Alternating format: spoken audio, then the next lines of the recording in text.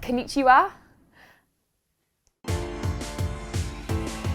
What we've got this week is last full training week, essentially, before we come together as the squad of 13 to travel to Tokyo. It's not a chance for us to be like, oh, we can rest up now. Like, this is a real opportunity for us now before Tokyo this week to kick on, put some real hard work in, to put us in a really good place for heading over to prep camp and all those sorts of things. So yeah, it's a real sort of attitude week, this one. What we're expecting in Japan is high temperatures, high humidity, which makes it more difficult to lose heat from the body. So we're looking to create some changes back in the UK and get the guys adapted to those conditions in artificial environments. Not sure I'll be taking on the Tour de France anytime soon, but hopefully set us up all right for some Tokyo heat anyway. One of the big successes for us was actually just having the opportunity to go away as a selected group. We were in a position where the 13 that we'd selected for Tokyo were fully fit and able to travel. I think what I saw is the group got closer when we were away, which is brilliant, because ultimately for me, what I've said to the players is if we're going to get success on the pitch, we need to be a really close-knit team off the pitch. Those two are very closely linked for me, so I think LA was brilliant in terms of just the time we got to spend together. It was great. It felt like life had almost got back to some sort of normality. Like, the trips we've had away so far have just felt a bit different, but to be back in the sun and almost doing what we do to a certain extent felt a bit more normal. So it was a real nice feeling just to almost, right, this feels more like Rugby 7s. We're doing what we usually do, so it was a really good feeling.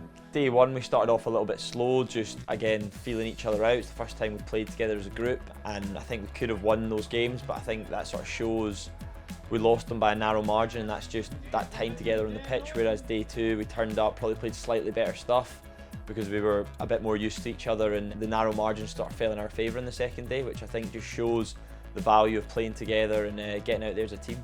It was clear how our performances improved together as a team, not just 7, the 12 players, the players we were able to bring on all the time. Our bench coming on, having real impact, gave us real confidence as a group that we've got a group that can go and do something special in the Olympics.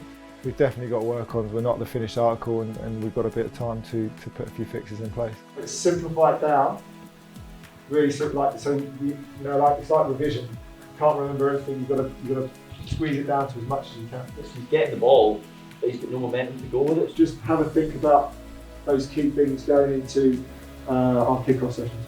It felt more like a tournament week, which I think is the first time we've had that. The travel, getting used to a new environment, and then getting into the tournament as well. The way it worked out for us, getting 4 games against USA, who top 4 ranked team going into the Olympics, very much medal contenders. So that's the benchmark that we needed.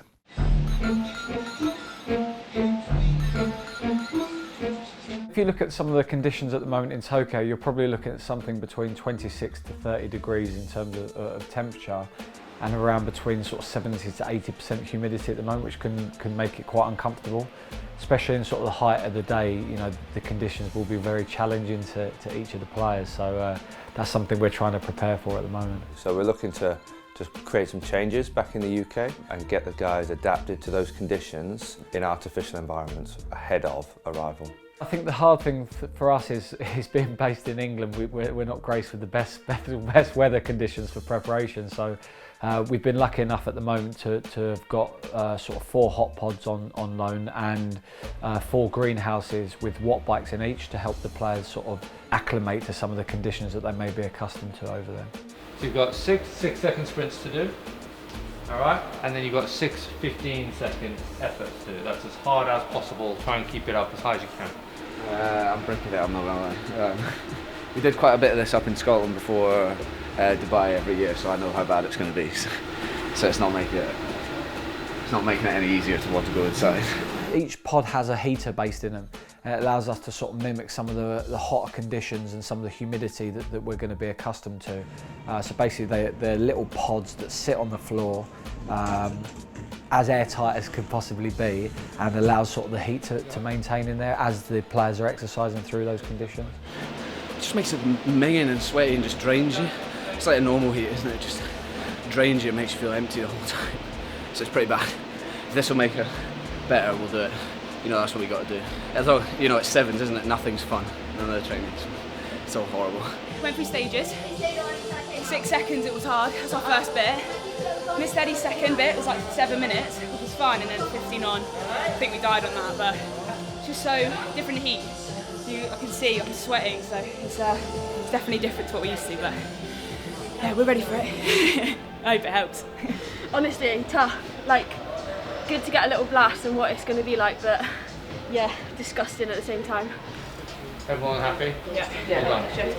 Well done. To create some more stress, we're getting guys and girls to layer up. I use more layers of clothing than they would traditionally in this weather at the moment in the UK. So to prep for Tokyo, because it's really hot, we've got to go leggings, trousers, base layer, rugby shirt, hoodie, jacket, hat. We'll see how long it lasts, but yeah, we're all pretty much sweating already.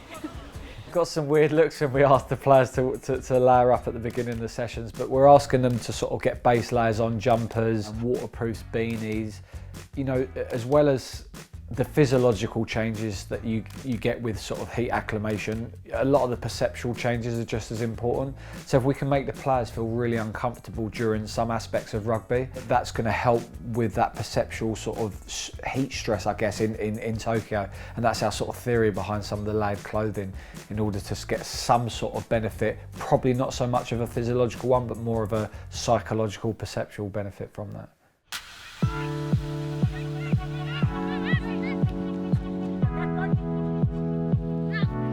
This week, what we're going to do is we're going to have some film clubs this week where we'll look at opposition analysis. I don't really know what it's going to contain, but it just says film club, so I'm excited. I'm sure it's not going to be a film like School of Rock, so yeah, we're going to really get into depth about different teams and other teams, and see how we can beat them. This is something that a number of the players have done in the past. It's essentially an opportunity to put games, opposition games on the telly, sit in a room together, and you just... there is analysis that will happen in that, but it's really just an opportunity with everyone in the same room to watch the game and talk through the detail. The ideal is that as much as possible it's player led, but then myself and James, we'll be in the room just to be able to check and challenge and to make sure everyone's on the right page. I think that's quite a common picture. New Zealand, I would say, are the form team going into the Olympics. #1 ranked team in the world just now. But then you look at World Series previously, now it's England, not GB, but England have always performed well against New Zealand. There's just something around the style of play of both teams. Russia is a team that we know well. I think all the players here have played against Russia on numerous occasions, obviously in Rugby Europe and on the World Series. Just to finish with, we're just going to jog through a bit of detail on Russia before we look at them this afternoon, just so we've actually ran through some of it, and that will help us when we come into training tomorrow. Right, so if we go, Bebs, you come in as GB attack. Just now we'll just go for a breakdown here. And let's get 7 blues in that are going to defend like Russia. Kenya's a bit of an unknown in terms of don't play on the World Series regularly, haven't necessarily played them as much, but I think what we've been able to do is we've been able to get a lot of footage of them. I think this week is just about getting into the detail on where do their strengths lie and where are the opportunities for us to actually get a result against them in Tokyo. Well, we've got the defending gold medalist Fiji, obviously first up, big headliners, really strong squad, they're going to be good, so that's a great challenge for us. And then we've also got the host Japan, which in Japan I think we saw from the Rugby 15s World Cup is a test for anyone. We saw how well they did in that, and they'll be bringing their A game no doubt, and potentially the only home supporters they're going to have there, so it'll be a great atmosphere, that one. And the Canadians have been around for a while, they're a strong squad, they're settled, and they're an experienced squad, so they'll be a challenge as well. So there's with 12 teams, there's absolutely no easy games, and you're going to have to be in your mettle all the way through it.